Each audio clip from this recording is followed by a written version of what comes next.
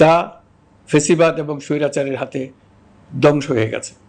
আপনারা দেখেছেন আমাদের প্রতিটি প্রতিষ্ঠানকে তারা কিভাবে শেষ করেছে। দেশের রন্ধ্রে রন্ধ্রে ঢুকে গেছে দুর্নীতি। এমন এক দেশে আমাদের দেশ রূপান্তরিত হয়েছে যেখানে স্বৈরাচারের পিয়নও দুর্নীতির মাধ্যমে 400 কোটি টাকার সম্পদ করার মতো অকল্পনীয় কাজ করে গেছে নির্বিবাদে। শিক্ষা খাতকে পঙ্গু করে দিয়েছে।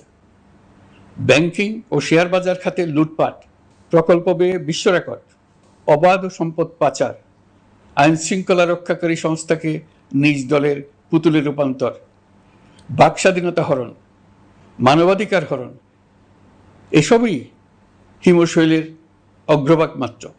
ক্ষমতা কুক্ষিগত করতে ফ্যাসিবাদী সরকার খর্ব করেছে জনগণের সাংবিধানিক ক্ষমতা ও অধিকার।